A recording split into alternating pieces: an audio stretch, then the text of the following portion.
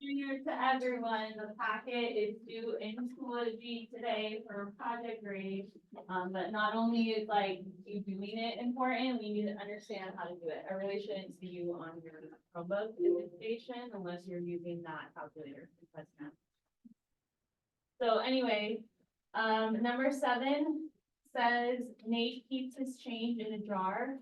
The inside of the jar has a diameter of 3 inches and a height of 6 inches with the volume. What shape is this? A cylinder. So you can memorize the volume formula for a cylinder. It does give you this. However, capital B means area of the base. So, make a note of that. It's not just base. When it's capital B, it's area of the base. And then times the height. So the base is a circle. What's the formula for area of the circle? Radius squared times pi. I like it in this order better, pi r squared. But yes, that's the area of a circle. And then we're timesing it by the height. So this over here is your formula for volume of the cylinder. Whatever you want to memorize. But if it looks like this, area of the base, which is this. Now, pi, they didn't specify that they wanted me to use 3.14, so I won't. That could mess up the rounding. All calculators, I mean almost all, but including the one that's in your test nav.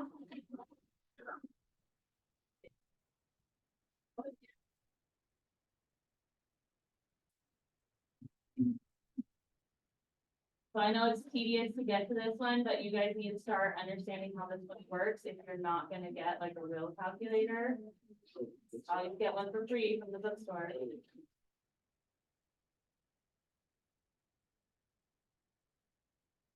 Okay, but on this calculator, this is the pi that everyone see it. So that, they didn't say to use 3.14, so I'm gonna press that button. That we're gonna multiply by the radius. Now, let's see. What's my radius if this is my diagram? It'd be 1.5. Why is it not 3? So diameter is all the way across, radius is halfway. So if they give you the diameter, that's kind of a way to trick you. You have to remember to do half of that. And we're going to square that. So that's my radius squared. And then we're going to multiply it by the height, which in my diagram is times 6. And that will give me my volume of the cylinder. All right, so going back to my calculator, I'll split screen. Okay, let me start over on this. Because whereas other calculators, you can just type it in exactly how it looks and it'll give you the right answer. With this one, if you're using this one, you have to remember to hit the multiplication button, even if there's a parentheses there. So to do it in this one, you have to do pi times, and you can do the parentheses. So 1.5 close parentheses squared times 6. And now that gives you the right answer. Without hitting that times button, it doesn't read it for some reason. That's why I want you to start practicing with a normal handheld calculator. You should just be able to type it all in at once and not have to worry about that. But this one, you get 42.41 approximately. It didn't say what to round to. And you want to include your units. For volume, should it be inches, inches squared, inches cubed? Inches cubed if we're talking about volume. So we're talking about how much can fill, basically how many cubes can fill that container. So it has to be units. Good on that one? Questions on any others?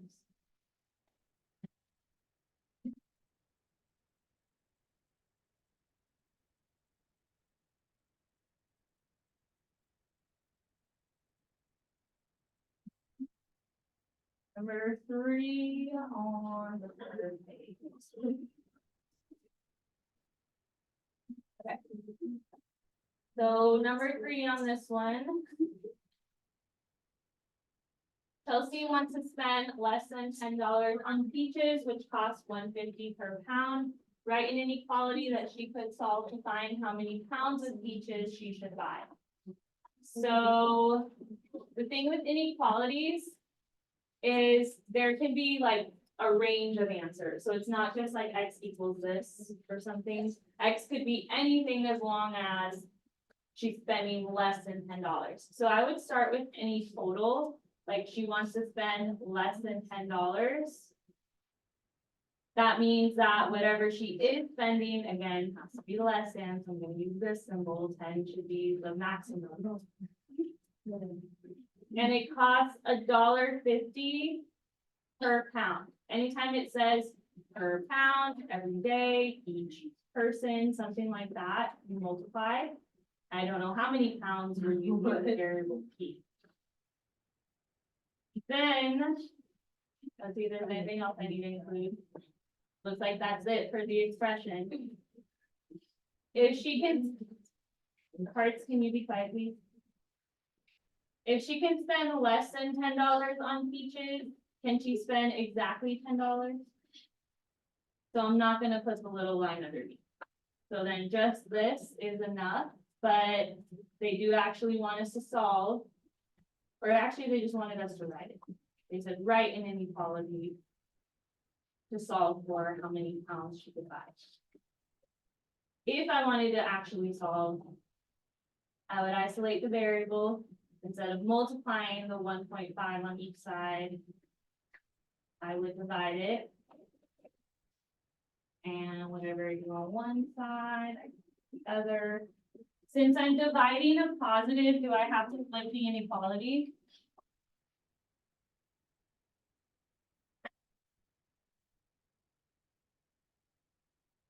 So you always treat the inequality like an equal sign, like you don't change it unless what happens?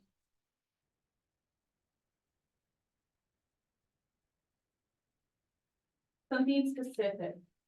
So like, should I flip the inequality right now?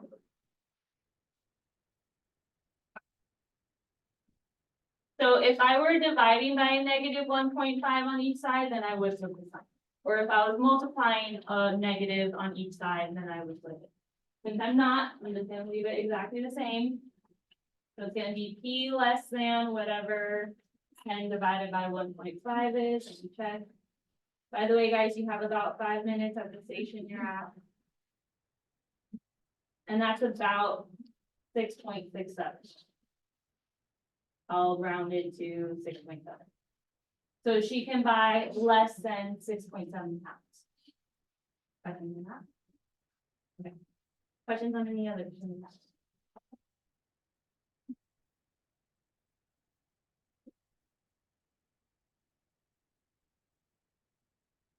And remember that to get the points, you have to take pictures, upload it to Schoology, you have to have workshop, not just answers. I just gave you the answers, so we should have the answers. You need to have like what led you to it.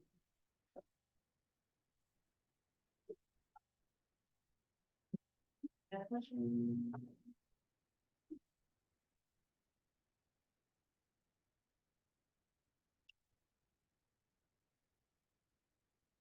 You try, I will, so a couple minutes of completion, or you can ask me another time later.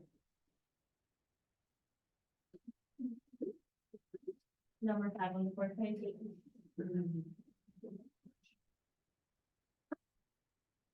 Okay, the one that looks like this.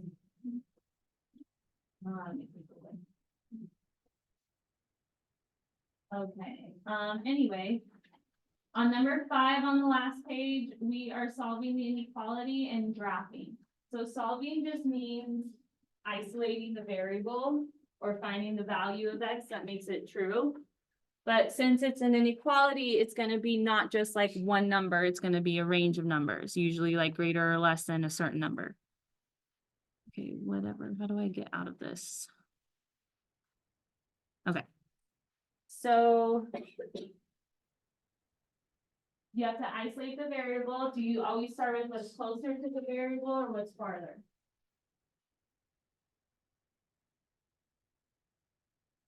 Should I get rid of this -3 first or this +3?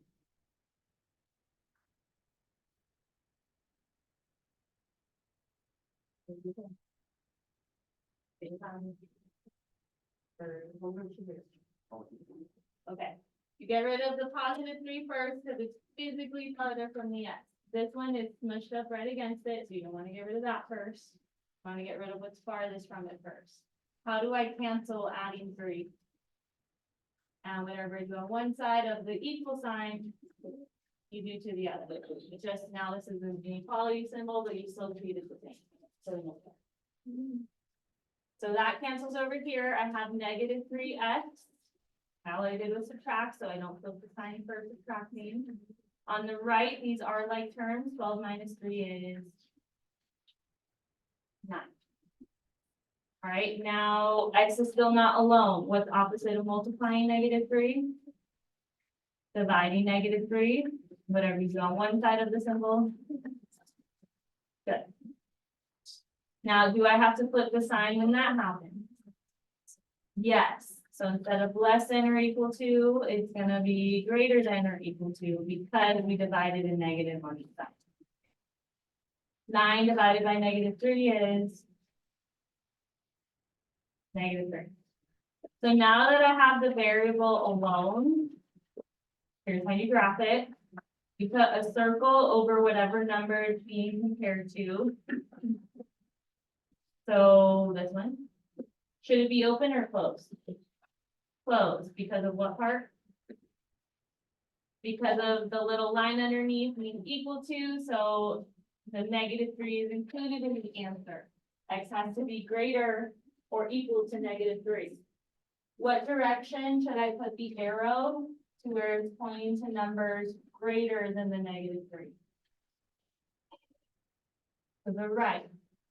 0 is greater than -3, 1 greater than -3, like test some values, so that you know that you put it the right way.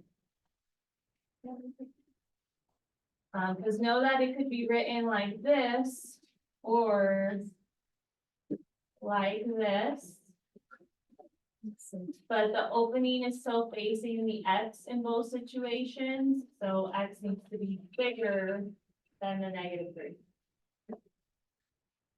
Okay, you guys are gonna go to your next station, but we're gonna go counterclockwise today, so. Counterclockwise.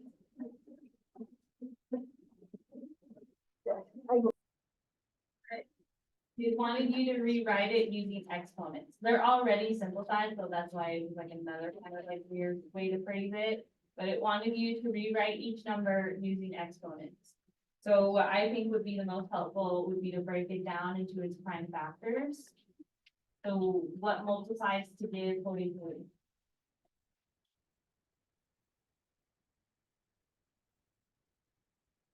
Or is 43 already prime? It is. There's nothing else that multiplies to 43 and 1, at least not like any whole numbers. So the only way to rewrite this one using exponents would have to be 43 to the first power, because it wanted you to use an exponent, but there's no common factors at all in there, so that's what that one looks like. But now let's do 48. What are two numbers that multiply to 48? What did you say? 24 and 2. So 2 is prime, that can't be broken down any further. 24 is not, so what does 24 break into? 12 and 2, you said? Okay, 2 is prime, 12 is not, break 12 down further into 2 is prime, 6 is not, 6 breaks into. Okay, good. Everyone else, can you whisper to me? I don't want to hear you. It's hard for me to think. Okay, so 48 is broken down into its prime numbers. I'll circle them so that you don't get confused. We are only looking at the prime numbers, the numbers that can't be broken down any further unless like it's one in themselves. And the reason why those are important is because if I have duplicates, I can rewrite it using exponents. Like 2 times 2 times 2 times 2 can be written as 2 to the 4th power. I still need the 3 in there, so I'm still gonna put it times 3. It still needs to, when I multiply it out, give me 48. It just has to be rewritten with exponents. Does that make sense now? Okay. So I don't have you try the other two. I mean, I know you probably wrote down the answer when I showed it to you, but now you can figure out why it's that answer. It's 2 to the 4th power.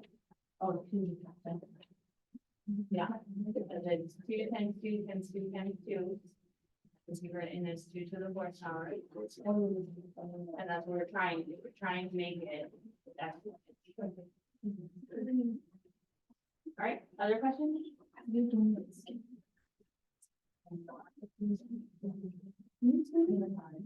On the thing? Yeah.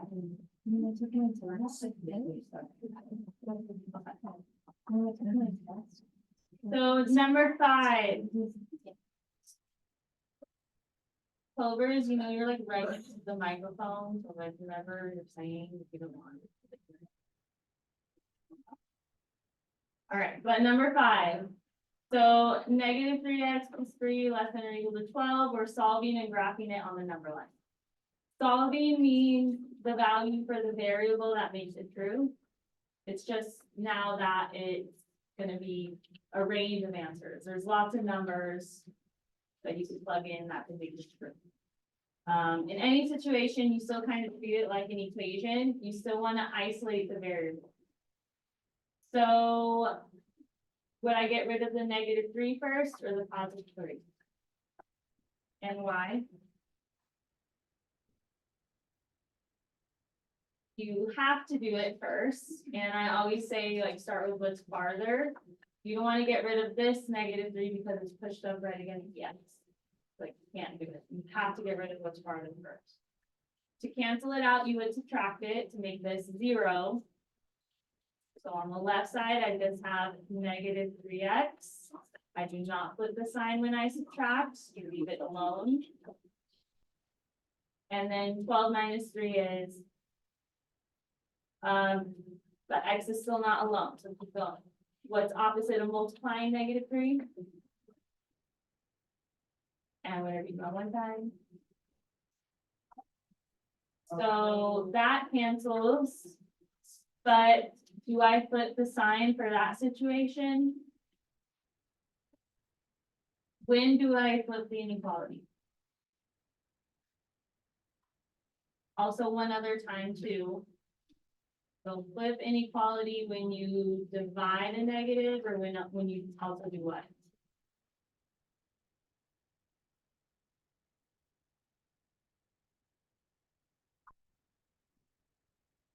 Multiply a negative. So flip the inequality when you divide, that's slash multiply, so you guys can figure it out or write it down.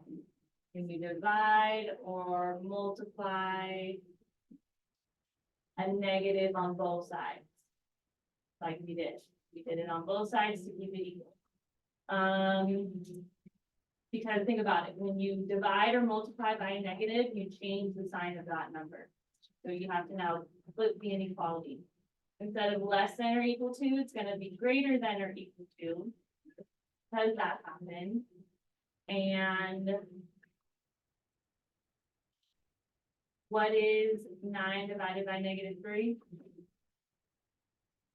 And now that I have the x alone, my answer is gonna be that x is greater or equal to negative 3.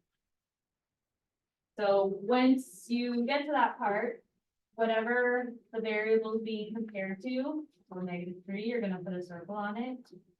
Should it be open or closed? Closed because of why?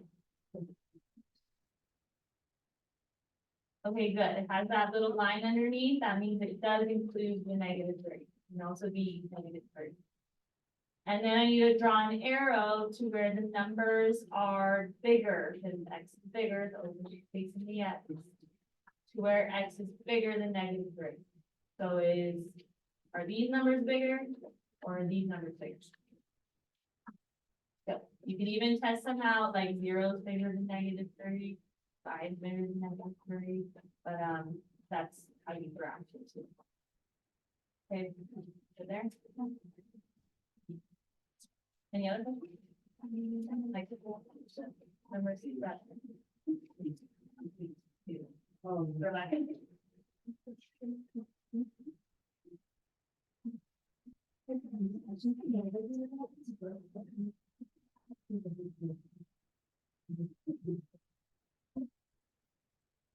Number 7 here. Okay. So Nate keeps his change in a jar. The inside of the jar has a diameter of 3 inches and a height of 6 inches with the volume of the jar. So what shape is this jar? There is a formula for volume of a cylinder. It gives you this, but capital B means area of the base. So you could use that for a lot of like figures, but how you actually find the area depends on what the base is. So like, what's the shape of the base for this one? So, do you guys know the area for a circle formula? Good. So area of a circle is pi radius squared. That's gonna be the area of my base. And then we're timesing it by the height. So this is my, like, I don't know, more in-depth formula for volume of a cylinder. They expect you to know that. So it's the area of your base times your height. If the circle is pi r squared, then times the height. It doesn't specify for this one that we want you to use 3.14 for pi. So I'm just gonna press the pi button on my calculator. And the reason why that's important is because it affects the rounding. So it doesn't affect your answer by a lot, but it's like, I don't know, something you have to type in. You probably want it to be whatever they told you. So they didn't say use 3.14, so I'm just gonna use the pi button. What's gonna be my radius? 1.5. Because radius is from the middle of the circle to the edge. They're giving me the whole distance across, so I need to half that. So my radius is 1.5, we're going to square that. And then times it by the height, which is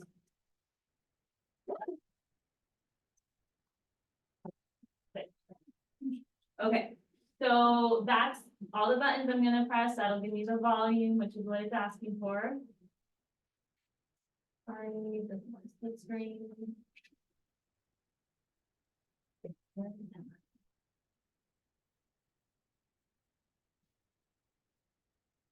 Okay. No. Okay, so showing you on this one, because if you don't bring a real calculator on test day, this is the one you're stuck using, so you have to practice with whatever you can use. Because this one is pretty particular about how you type stuff in. On a real handheld calculator, I can just type it like that and it should work. On this one, first of all, here's your pi button. Time. Times. It doesn't just accept the parentheses. It has to be times, and you can still put the parentheses if you want. 1.5 close parentheses squared, and then times 6. Because if you don't, it gives you the wrong answer. So that's why it's like very picky. That's why I'd rather you have something where you type it all in and not have to worry about it. But really consider renting a calculator from the bookstore if you don't want it. It does not cost money to borrow it from the bookstore. It's like how you rent your Chromebook. It's right by the library.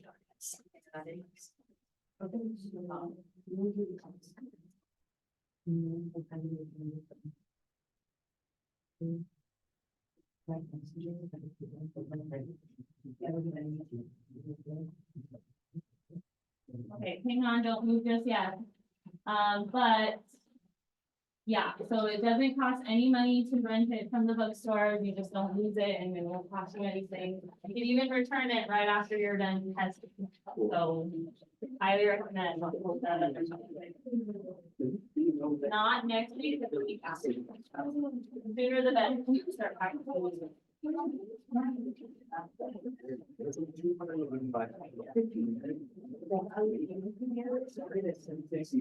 Alright, but yeah, go to the station you haven't gone to yet. Don't forget to